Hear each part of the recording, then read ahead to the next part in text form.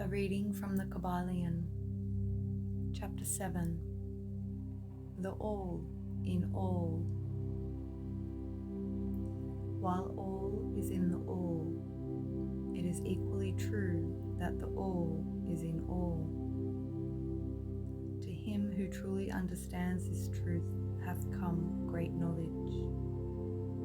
The Kybalion. How often have the majority of people heard repeated the statement that their deity, called by many names, was all in all? And how little have they suspected the inner occult truth concealed by these carelessly uttered words? The commonly used expression is a survival of the ancient Hermetic maxim quoted above. As the Kybalion says, to him who truly understands this truth hath come great knowledge. And this being so, let us seek this truth, the understanding of which means so much. In this statement of truth, this Hermetic maxim, is concealed one of the greatest philosophical, scientific, and religious truths. We have given you the Hermetic teaching regarding the mental nature of the universe. The truth that the universe is mental, held in the mind of the all. As the Kybalion says in the passage quoted above, all is in the all. But note also the correlated statement that it is equally true that the all is in all. This apparently contradictory statement is reconcilable under the law of paradox. It is, moreover, an exact Hermetic statement of the relations existing between the all and its mental universe. We have seen how all is in the all. Now let us examine the other aspect of the subject. The Hermetic teachings are to the effect that the all is immanent in, remaining within, inherent, abiding within its universe, and in every part, particle, unit, or combination within the universe.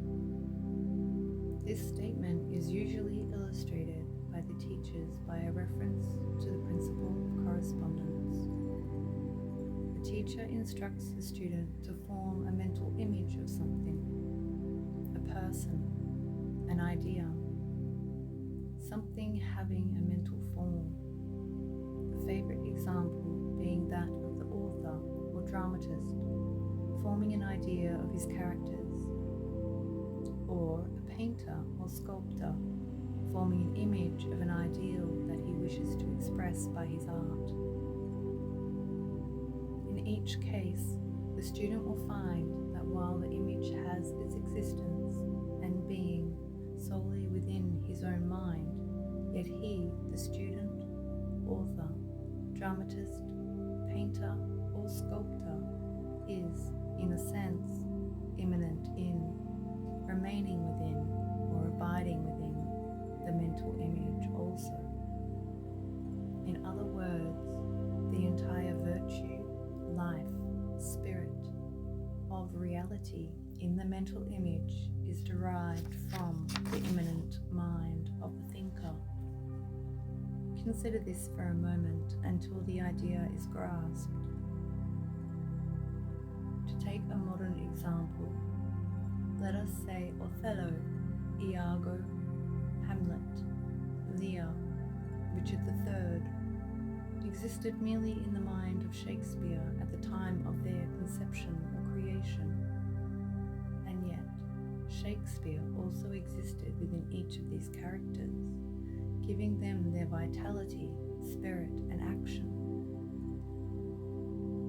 Whose is the spirit of the characters that we know as Micawber, Oliver Twist, Uriah Heep?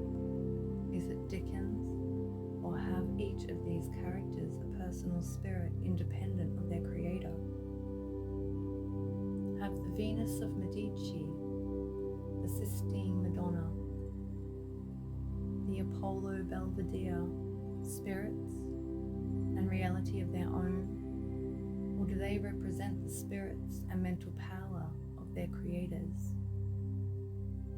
The law of paradox explains that both propositions are true, viewed from the proper viewpoints.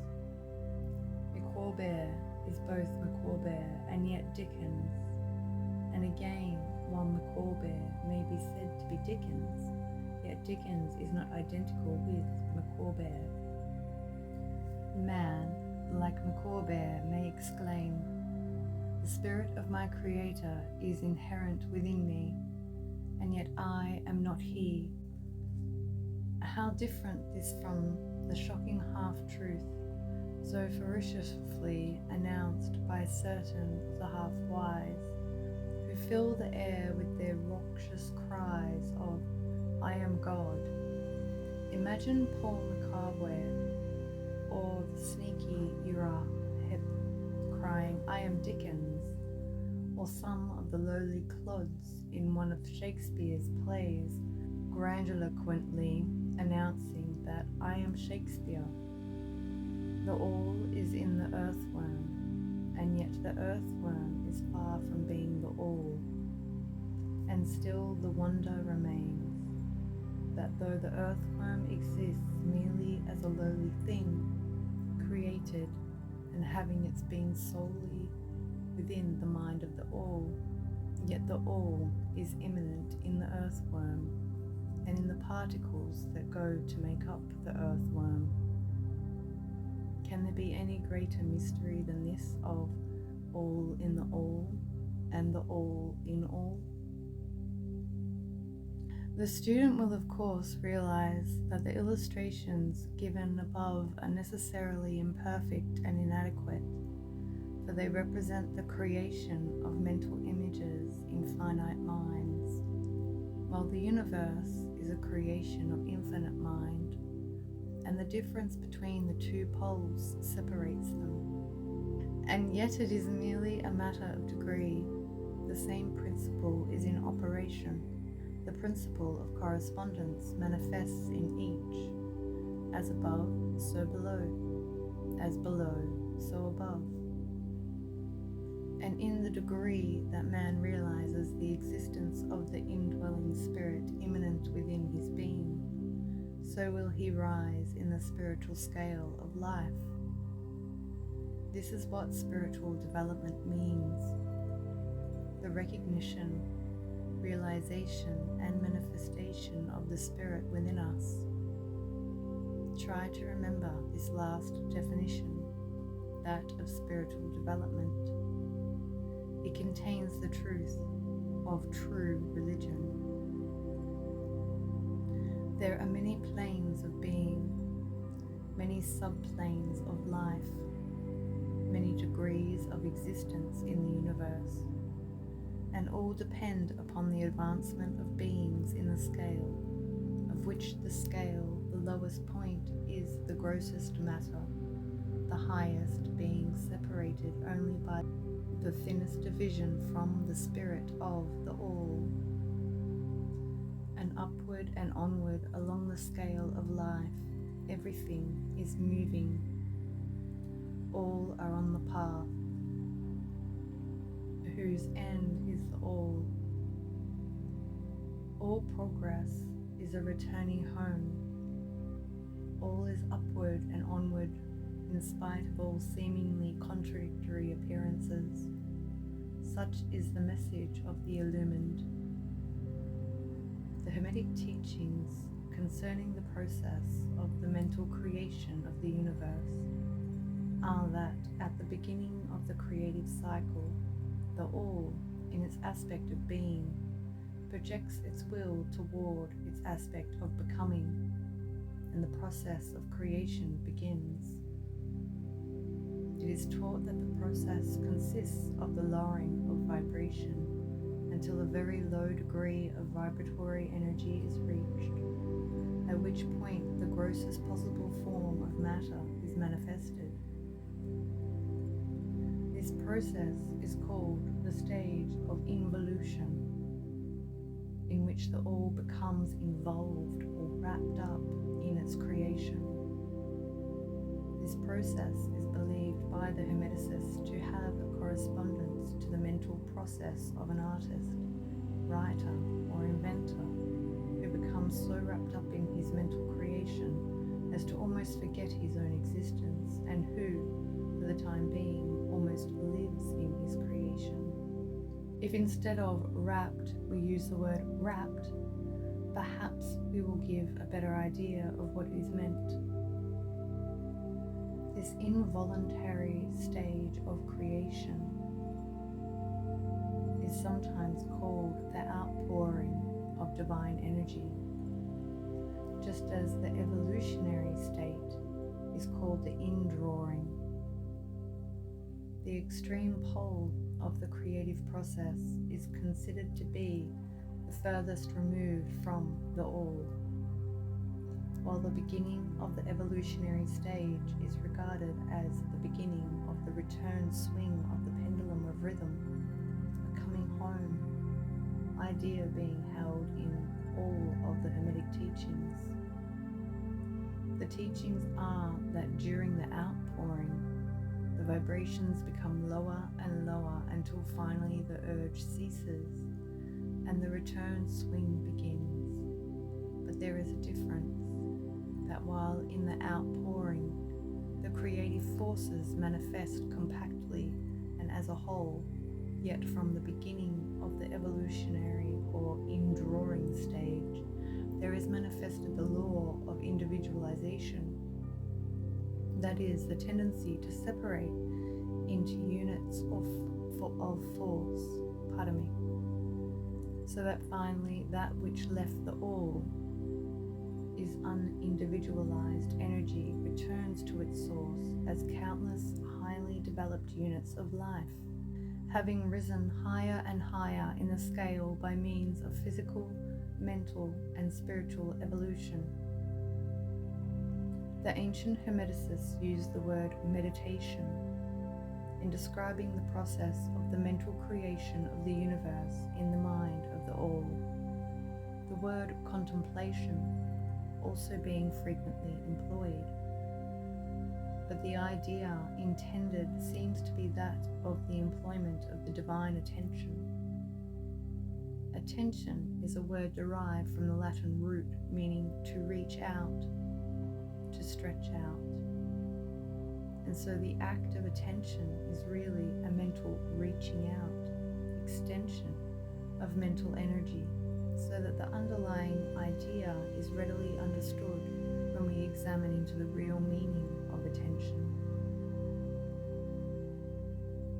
The Hermetic teachings regarding the process of evolution are that the all, having meditated upon the beginning of the creation, having thus established the material foundations of the universe, having thought it into existence, then gradually awakens or rouses from its meditation, and in so doing starts into manifestation the process of evolution on the material, mental, and spiritual planes, successively and in order. Thus the upward movement begins, and all begins to move spiritward. Matter becomes less gross. The units spring into being. The combinations begin to form. Life appears and manifests in higher and higher forms, and mind becomes more and more in evidence, the vibrations constantly becoming higher. In short, the entire process of evolution, in all its phases, begins and proceeds according to the established laws of the indrawing process. All of this occupies aeons upon aeons of man's time, each aeon containing countless millions of years, but yet the illumined inform us that the entire creation, including involution and evolution, of a universe is but as the twinkle of the eye to the all. At the end of the countless cycles of eons of time, the all withdraws its attention, its contemplation and meditation of the universe, for the great work is finished, and all is withdrawn into the all, from But mystery of mysteries, the spirit of each soul is not annihilated, but is infinitely expanded. The created and the creator are merged. Such is the report of the illumined. The above illustration of the meditation and subsequent awakening from meditation of the all is of course but an attempt of the teachers to describe the infinite process by a finite example. And yet, as above, so below. The difference is merely in degree. And just as the all arouses itself from the meditation upon the universe, so does man, in time, cease from manifesting upon the material plane and withdraws himself more and more into the indwelling spirit, which is indeed the divine ego. There is one more matter of which we desire to speak in this lesson, and that comes very near to an invasion of the metaphysical field of speculation, although our purpose is to merely show the futility of such speculation.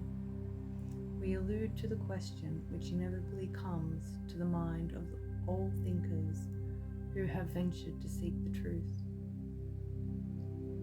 The question is, why does the all create the universes? The question may be asked in different forms, but the above is the gist of the inquiry. Many have striven hard to answer this question, but still there is no answer worthy of the name. Some have imagined that the all had something to gain by it, but this is absurd, for what could the all gain that it did not already possess? Others have sought the answer in the idea that the all wished something to love, and others that it created for pleasure or amusement, or because it was lonely, or to manifest its power. All parallel explanations and ideas belonging to the childish period of thought. Others have sought to explain the mystery by assuming that the all found itself compelled to create by reason of its own internal nature, its creative instinct. This idea is in advance of the others, but its weak point lies in the idea of the all being compelled by anything, internal or external. If its internal nature or creative instinct compelled it to do anything, then the internal nature or creative instinct would be the absolute instead of the all, and so accordingly that part of the proposition falls. And yet the all does create and manifest, and seem to find some kind of satisfaction in doing so. And it is difficult to escape the conclusion that in some infinite degree it must have what would correspond to an inner nature or creative instinct in man, with correspondingly infinite desire and will.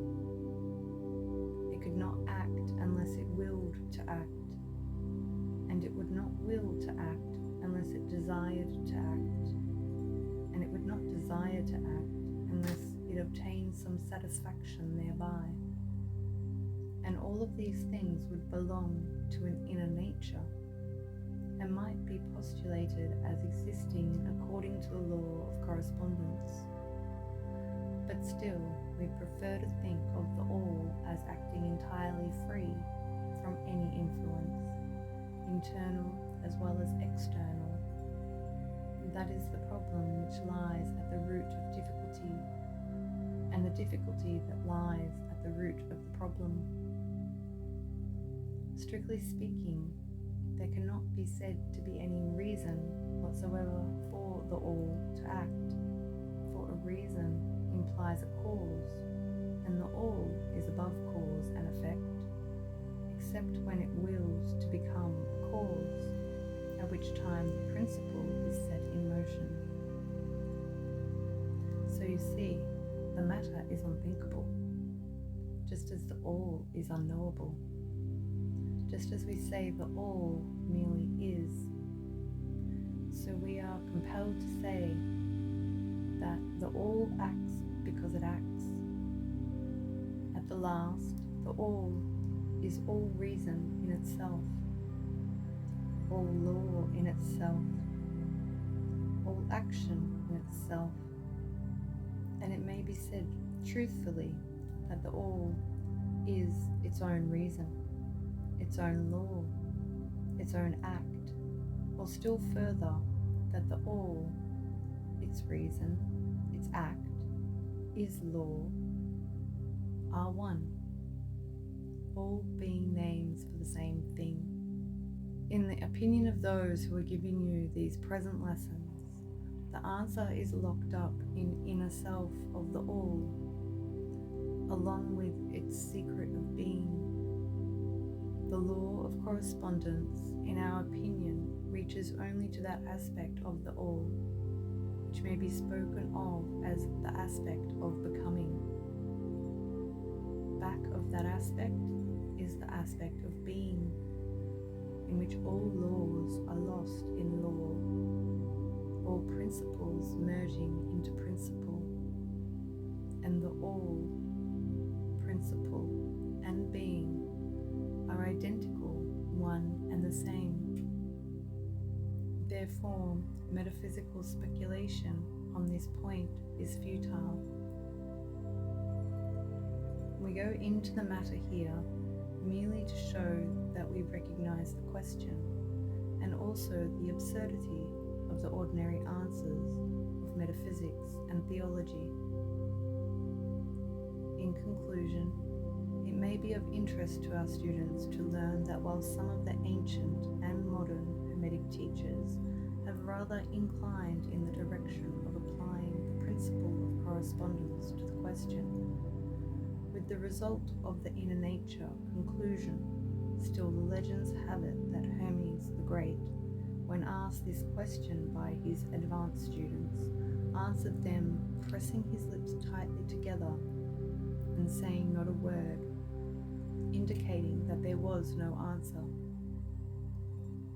But then he may have intended to apply the axioms of his philosophy, that the lips of wisdom are closed except to the ears of understanding, believing that even his advanced students did not possess the understanding which entitled them to the teaching. At any rate, if Hermes possessed the secret, he failed to impart it, and so far as the world is concerned, the lips of Hermes are closed regarding it. And where the great Hermes hesitated to speak, what mortal may dare to teach? But remember that whatever be the answer to this problem, if indeed there be an answer, the truth remains that, while all is in the all, it is equally true that the all is in all. The teaching on this point is emphatic, and we may add the concluding words of the quotation.